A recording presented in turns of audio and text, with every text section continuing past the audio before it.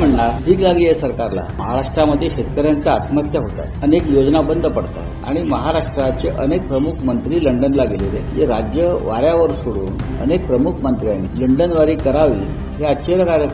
कार्यक्रम खाजगी असेल किंवा सरकारी असेल, पण एकाच वेळेला इतके मंत्री लंडनवारीला जावेत. महाराष्ट्र असा भुका कंगाल शेतकऱ्यांच्या आत्महत्याने तडफडतोय आणि हे सगळं लाडके बहीण लाडके भाऊ सगळेच प्रश्न आहेत ना. आणि आमचे मंत्री लंडनला आहेत. मी आत्ताच कुठेतरी वृत्तपत्रात पाहतो. काय म्हणणार, भीक लागली आहे सरकारला. महाराष्ट्रामध्ये शेतकऱ्यांच्या आत्महत्या होत आहेत, अनेक योजना बंद पडतात आणि महाराष्ट्राचे अनेक प्रमुख मंत्री लंडनला गेलेले आहेत. अनेक प्रमुख मंत्री आपण पाहू शकतो. जे राज्य वाऱ्यावर सोडून अनेक प्रमुख मंत्र्यांनी लंडनवारी करावी हे आश्चर्यकारक. कार्यक्रम खाजगी असेल किंवा सरकारी असेल, पण एकाच वेळेला इतके मंत्री लंडनवारीला जावेत. महाराष्ट्र असा भुका कंगाल शेतकऱ्यांच्या आत्महत्याने तडफडतोय आणि हे सगळं लाडके बहीण लाडके भाऊ सगळेच प्रश्न आहेत ना.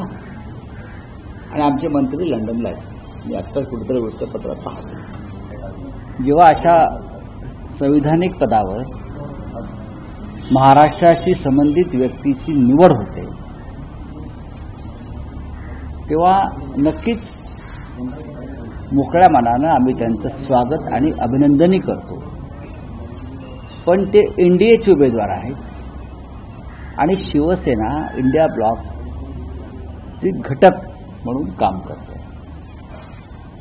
माननीय उद्धव ठाकरेजी जेव्हा मागच्या आठवड्यात दिल्लीत आले होते आणि राहुल गांधी यांच्या निवासस्थानी जी चर्चा आणि बैठक झाली, त्यात उपराष्ट्रपती पदाच्या निवडणुकीत काय भूमिका घ्यावी सगळ्यांनी ह्याच्यावर नक्कीच चर्चा झाली. आणि सन्माननीय उद्धव ठाकरे यांनी त्यांचं मत मल्लिकार्जुन खरगे आणि स्वतः राहुल गांधी यांच्याकडे मांडलेलं आहे. काल काँग्रेस पक्षाचे नेते वेणुगोपालजी यांनीही काल उद्धव ठाकरे साहेबांशी संवाद केला या विषयावरती. सगळ्याच पक्षाशी ते करत असतील, त्याच्यामुळे आज त्यांचा उमेदवार जाहीर झालेला आहे. आता आमची 10:15 10:30 एक बैठक आहे. त्या बैठकीमध्ये खरगे साहेबांच्या चेंबरमध्ये आम्ही चर्चा करू या विषयावरती. त्याच्यात शिवसेनेची भूमिका स्वतंत्रपणे असण्याची काही मला आवश्यकता वाटत नाही, कारण ते एनडीएचे उमेदवार आहेत, लक्षात घ्या.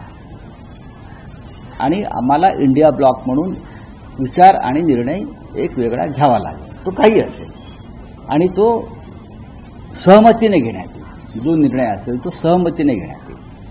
सर, काल इंडिया आघाडीला पण विनंती करण्यात आली आहे भाजपकडून की तुम्ही बिनविरोध करा निवडणूक. तुमची काय अपेक्षा आहे? उपराष्ट्रपती पदाची निवडणूक बिनविरोध व्हावी की उमेदवार दिलाच पाहिजे इंडिया? नाही, नक्कीच त्यांनी जे.पी. नड्डा यांनी तशा प्रकारचं आवाहन सगळ्यांनाच केलेलं आहे. खरं म्हणजे संवैधानिक पदावरच्या या निवडणुका राजकीय संघर्षातून ठिणग्या पडून होऊ नयेत या मताचे आम्ही पहिल्यापासून आहोत.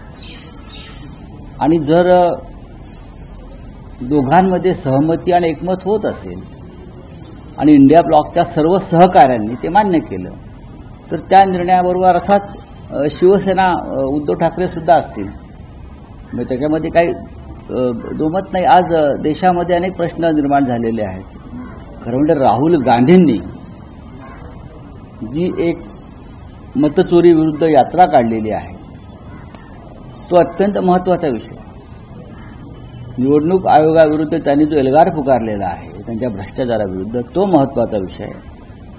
आणि या दोन्ही महत्त्वाच्या मुद्द्यावरचं लक्ष, लोकांचं लक्ष हटू नये, मूळ विषयावरचं लक्ष हटू नये, अशी शिवसेना पक्षप्रमुख उद्धव ठाकरे यांची भूमिका आहे. निवडणूक आयोगाचे जे चीफ आहेत काल ज्ञानेश कुमार यांनी शपथपत्र मागितलंय राहुल गांधींकडून ऍफिडेव्हिट द्या 7 दिवसात किंवा माफी मागावी. त्याला मगरुरी म्हणतात, ॲरोगन्स. आणि हा ॲरोगन्स, ही मगरुरी निवडणूक आयोगाच्या प्रमुखपदी बसलेल्या, संविधानिक पदावर बसलेल्या व्यक्तीकडून अपेक्षित नाही. हा ॲरोगन्स भाजपच्या हस्तकांकडून अपेक्षित आहे. त्याप्रमाणे निवडणूक आयुक्त वागलेले आहेत. ॲफिडेव्हिट कोणाकडे मागतात? राहुल गांधीकडे. या देशाची 80 कोटी जनता ॲफिडेव्हिट द्यायला तयार आहे. अनुराग ठाकूर यांनी सुद्धा तोच आरोप केलेला आहे. ज्ञानेश कुमार निवडणूक आयुक्त हे ज्या पक्षासाठी वकिली करत आहेत, त्याच पक्षाचे अनुराग ठाकूर व अन्य काही लोकांनी राहुल गांधीप्रमाणेच कुठल्या कुठल्या मतदारसंघात किती लाख मतं चोरी झाली, डुप्लिकेट मतं आली, हाच आरोप जर अनुराग ठाकूर यांनी केला असेल, केंद्रीय मंत्री जबाबदार, तर ह्या निवडणूक आयुक्तांची केंद्रीय मंत्र्याकडे ॲफिडेव्हिट मागण्याची हिंमत आहे का? हे सांगावं ना. त्यांनी अनुराग ठाकूरचे आरोप पहा. वायनाडमध्ये काय झालं, रायबरेलीमध्ये काय झालं, इटावामध्ये काय झालं, कशा मतांच्या चोऱ्या आणि मतदार याद्यांमध्ये घोटाळे झाले, हे स्वतः एक केंद्राचा मंत्री कबूल करतो आहे.